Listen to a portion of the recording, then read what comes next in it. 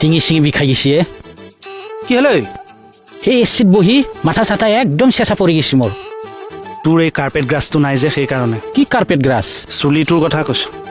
carpet গ্ৰাছটো ৰুই নিদিয় কিয় কাৰ্পেট গ্ৰাছ ৰুব পাৰে আৰে কিমান মানুহে এতিয়া চুলি ৰুই দিছে চুলি ৰুই এইবিলাক হাই টেকনিক আহি গ'ল অসমত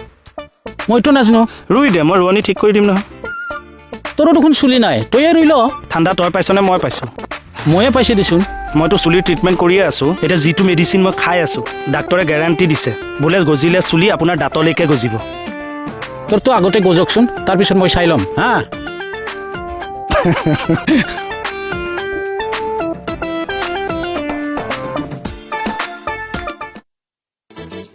ছাৰ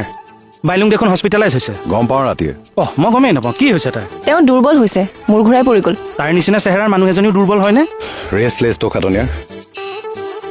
ৰাতি নাইট ডিউটি মাৰে পিছদিনা শ্বিলঙলৈ ফুৰিব যায় আৰু মুখখনৰতো একো লেকাম নাই আপুনিতো জানেই যি পাই তাকে বেজাই দিয়ে পৰি গৈছে এতিয়া আচ্ছা শুনিয়ে বেয়া লাগিছে নহয় তে খবৰ এটা লৈ আহিবগৈ লাগিছিল ছাৰ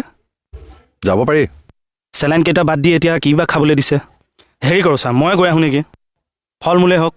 ব্ৰাউন ব্ৰেডেই হওক পিনাট বাটাৰেই হওক জুচেই হওক বা গাখীৰেই হওক কিবা এটা লৈ মই যাওঁ এইবোৰ আপুনি লৈ যাব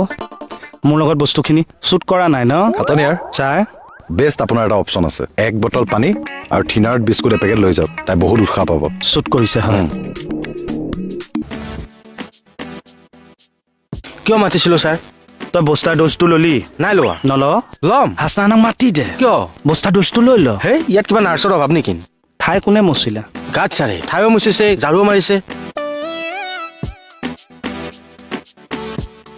পইচা পাইছে হে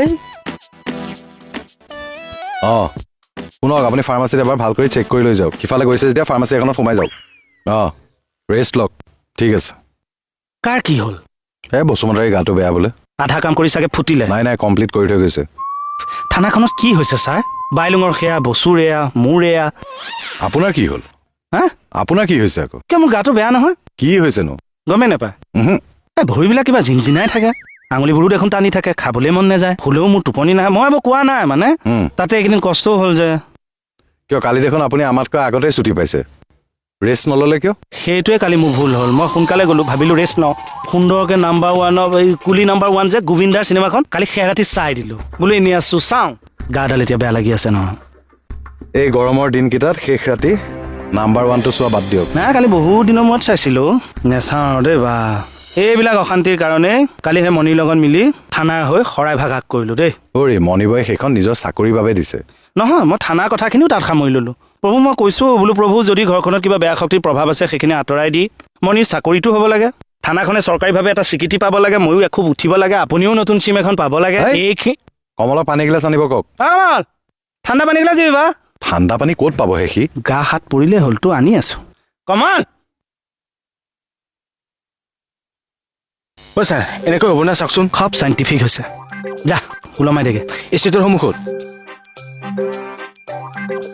তেতিয়া কি হ'ব এচি কাম ফ্ৰিজ হৈ যাব মানে তোৰ গৰম লাগিল ঠাণ্ডা পানী খাবলৈ মন গ'ল ওলমাই দেগে ৰ'ব মই চকীখন লৈ আহোঁ